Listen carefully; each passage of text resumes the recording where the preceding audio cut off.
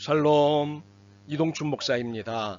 오늘도 여러분의 삶이 주님의 평안으로 가득하시길 기원하며 하나님의 말씀을 나누겠습니다. 오늘 주시는 말씀은 시편 49편 1절에서부터 20절의 말씀입니다. 이 말씀 중에 15절과 16절을 읽겠습니다. 그러나 하나님은 나를 영접하시리니 이러므로 내 영혼을 수월의 권세에서 건져내시리로다. 사람이 지부하여 그의 집에 영광이 더할 때에 너는 두려워하지 말지어다. 아멘. 시편 49편 1절로부터 20절 말씀을 본문으로 초라하지 않은 당신 주눅들지 마십시오 라는 제목으로 말씀을 나누도록 하겠습니다. 자기 자신을 아는 것은 인생살이에서 중요한 일입니다. 어떻게 살아야 할 것인가를 고민할 때 자신에 대해 바르고 정확하게 파악하고 있다면 해결이 좀 더 쉬워질 수 있습니다. 그러므로 자신이 할 수 있는 것, 할 수 없거나 못하는 것 등등을 잘 파악하고 있는 것은 일종의 자산일 수 있습니다. 그런데 자신을 바르고 정확하게 파악하고는 있는데 자신을 너무 저평가하거나 자신감 없어하는 분들이 있습니다. 어떤 것은 다른 이들보다 더 잘할 수 있음에도 자신을 저평가하는 태도 때문에 자신을 초라하게 여기는 분들이 의외로 많습니다. 그렇다고 자신감이 무조건 좋은 것이라고 말하는 것은 아닙니다. 자신을 저평가하는 것 못지않게 과도한 자신감도 문제가 있습니다. 여하튼 저평가하는 태도 때문에 자신을 초라한 존재로 여기는 것은 안타까운 일입니다. 그런데 이러한 태도의 문제가 신앙생활과도 연관된다는 사실입니다. 오늘 본문이 이것을 지적하고 있습니다. 시편 기자는 자신이 전달하는 말씀을 세상 모든 사람들이 들어야 한다고 말합니다.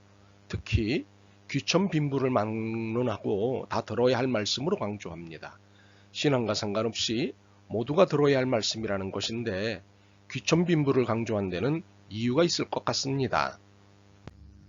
본문은 두 개를 이야기의 화제로 올려놓습니다. 재물과 생명 또는 소유와 연한입니다.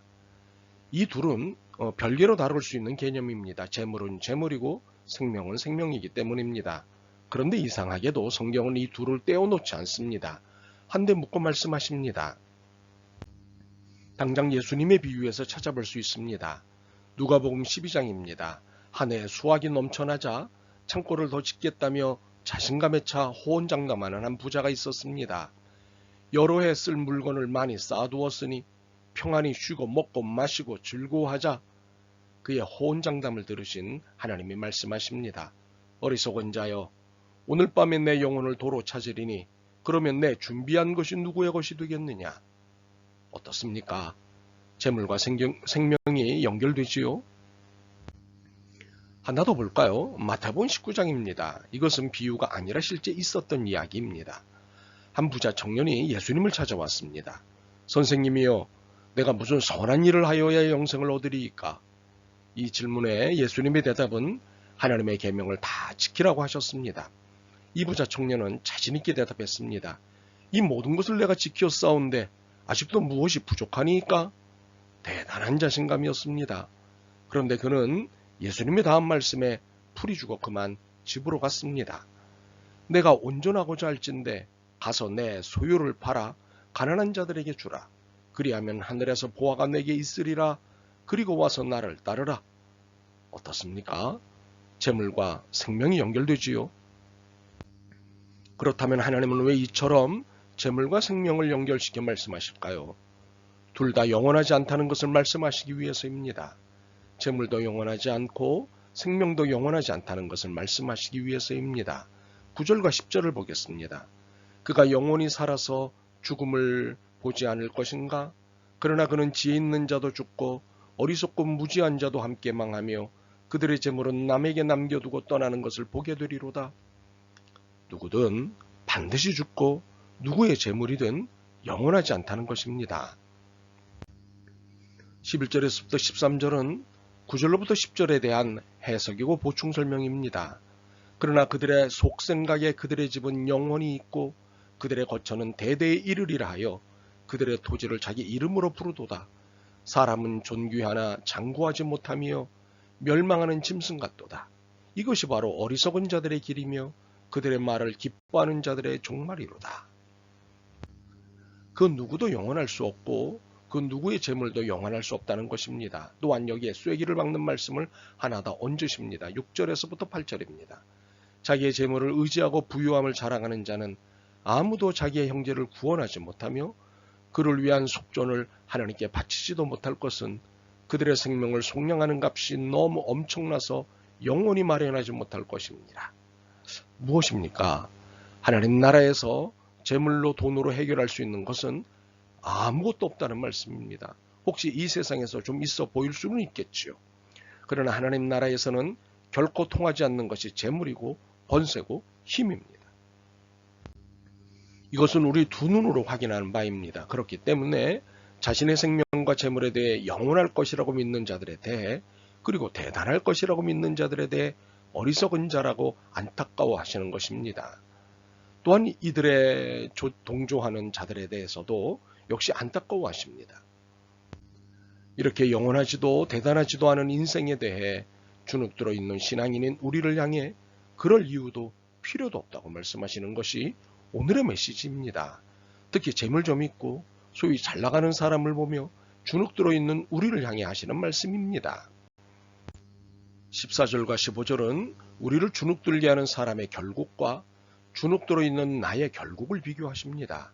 그들은 양같이 수월에 두기로 작정되었으니 사망이 그들의 목자일 것이라. 정직한 자들이 아침에 그들을 다스리리니 그들의 아름다움은 소멸하고 수월이 그들의 거처가 되리라.